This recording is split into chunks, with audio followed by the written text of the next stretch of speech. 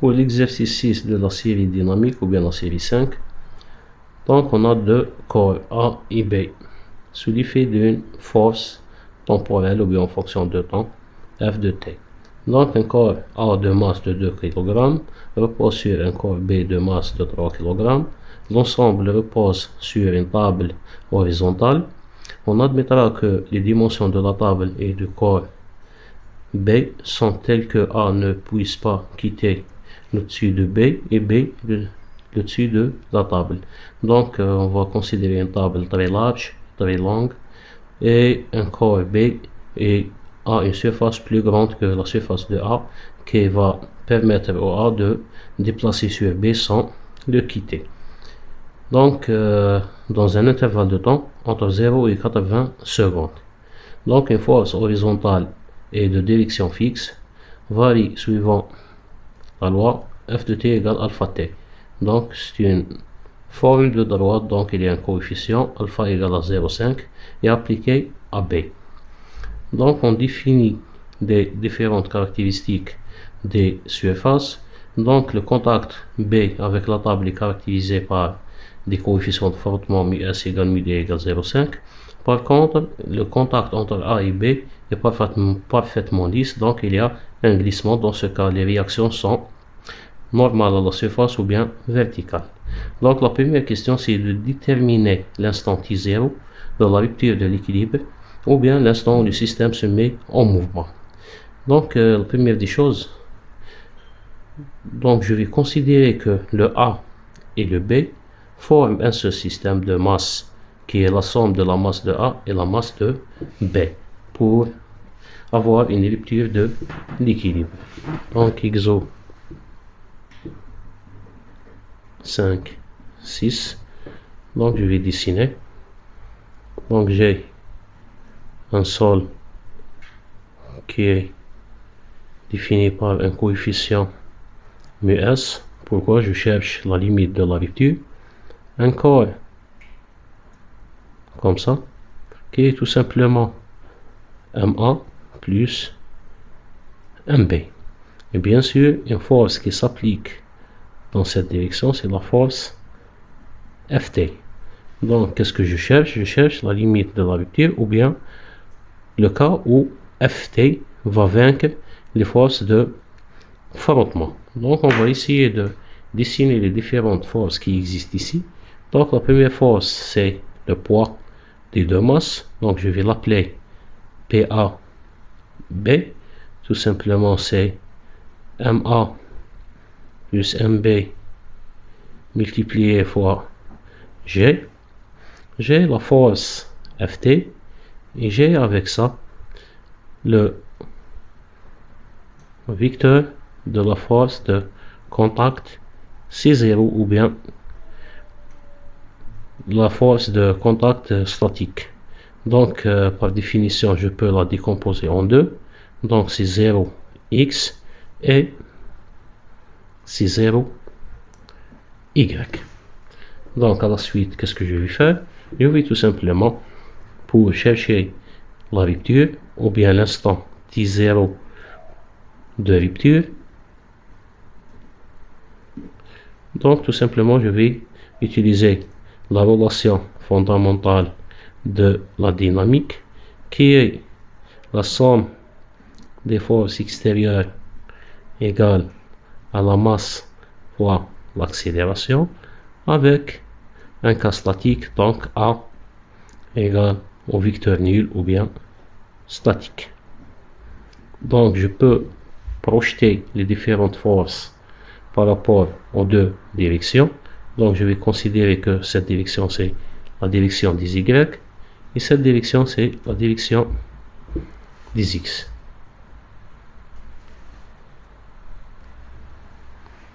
Donc je vais projeter par rapport à X. Qu'est-ce que je vais avoir? Je vais avoir tout simplement que F de t 0, donc le sens est positif, moins C0 de x égale à 0.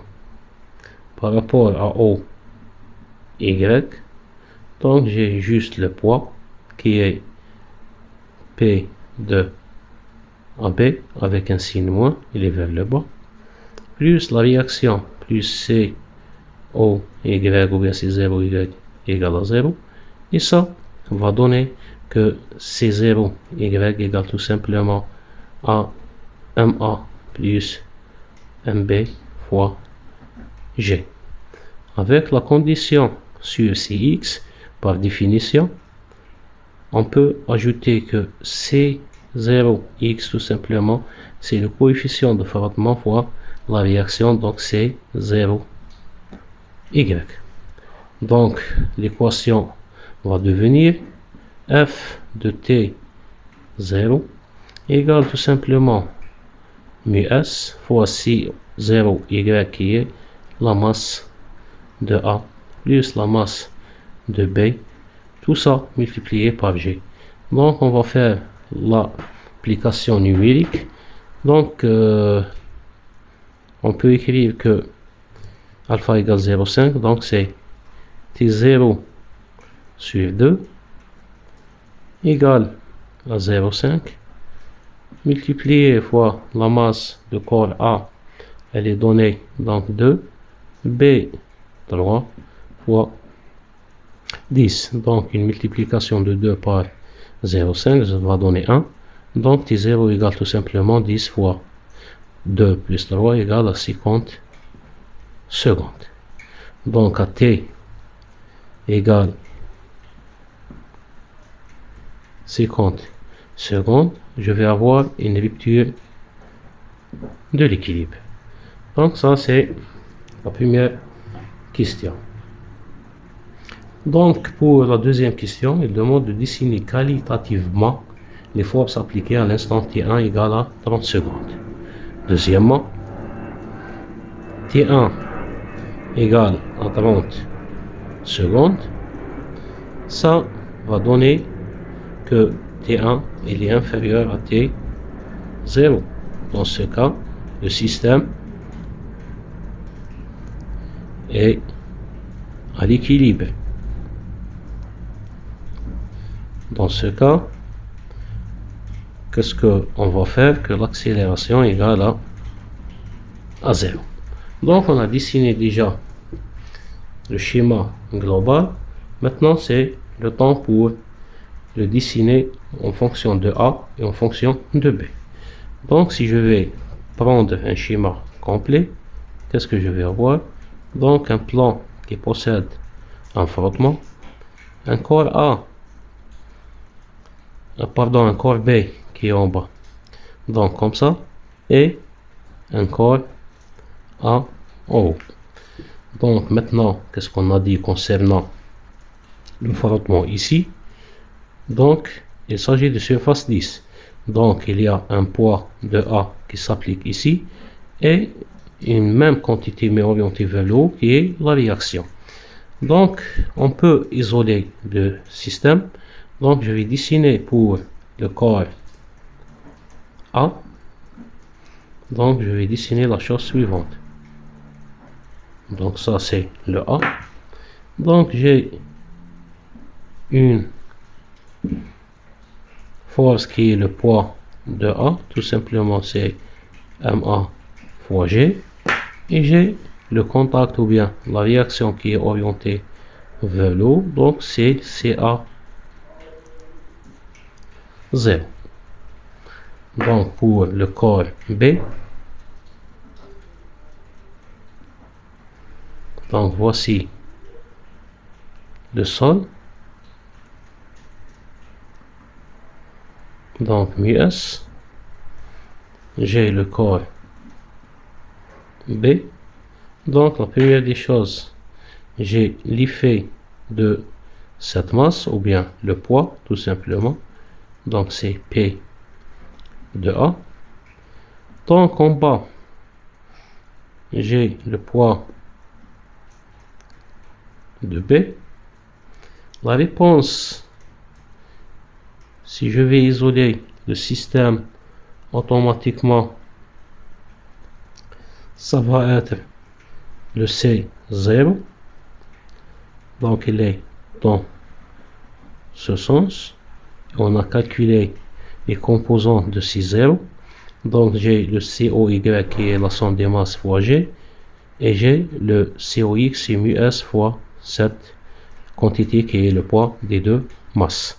Donc qu'est-ce que je dois ajouter à ça? Une force, tout simplement F de T1, donc qui est égal à 30 fois 0,5, donc 15 newtons.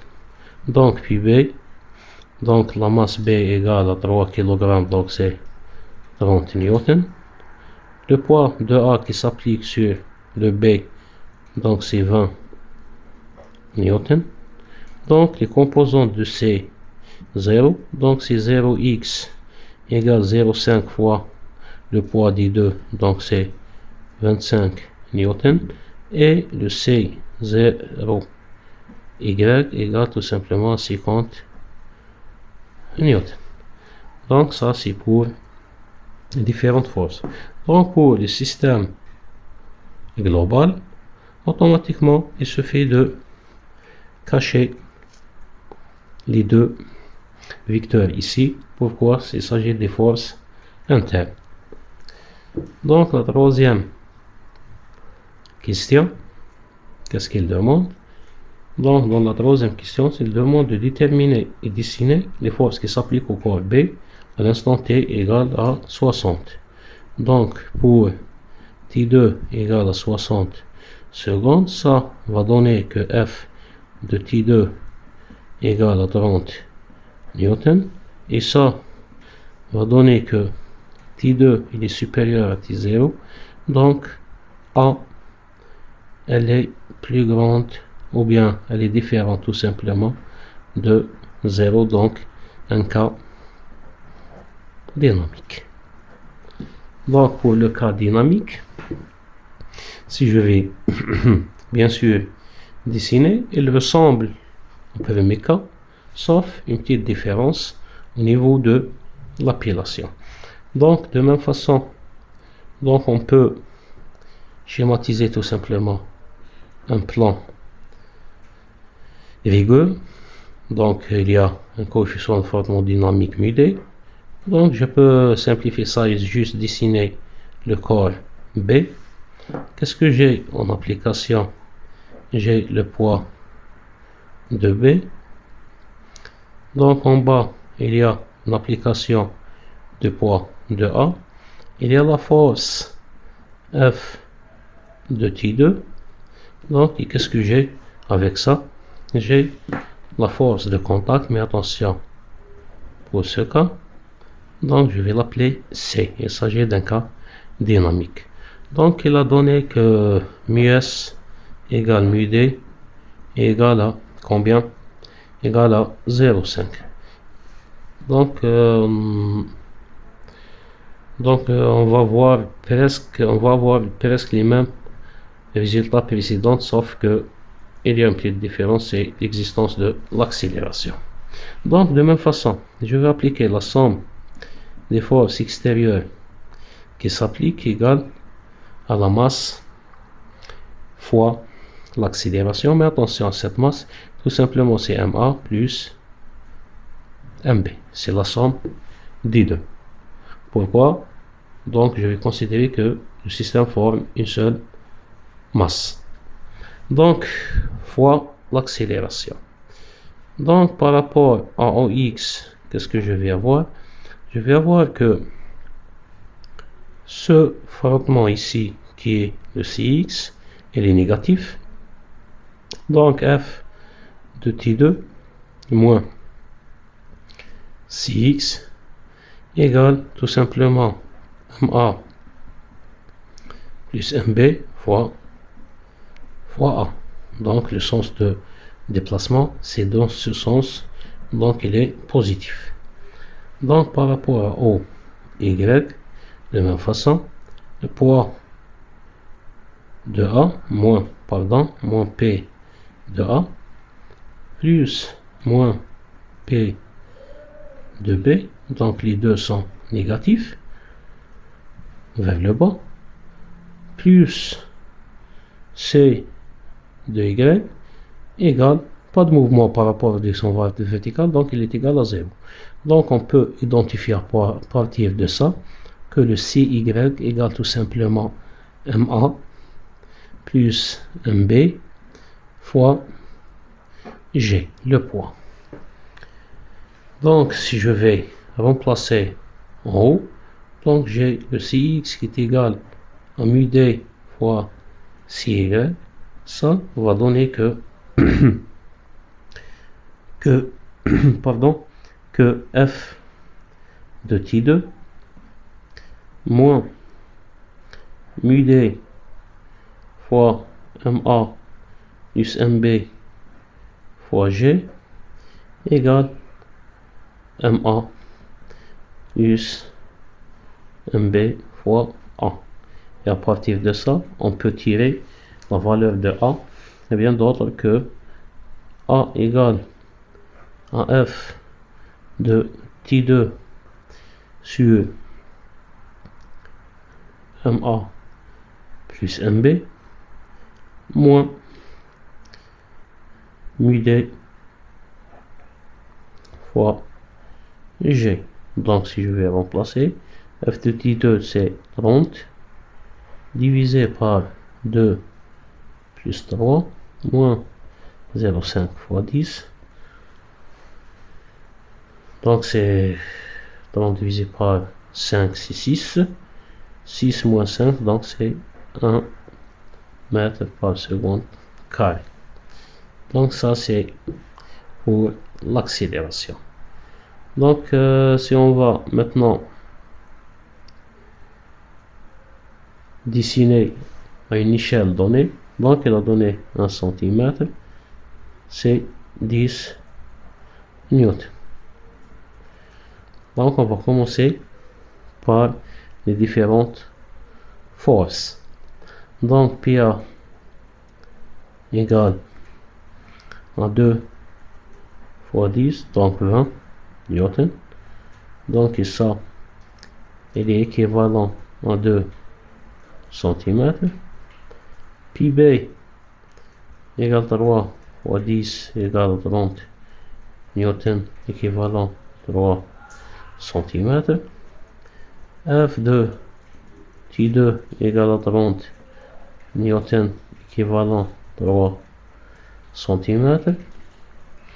Donc pour le reste, donc il nous reste le Cx, le Cy.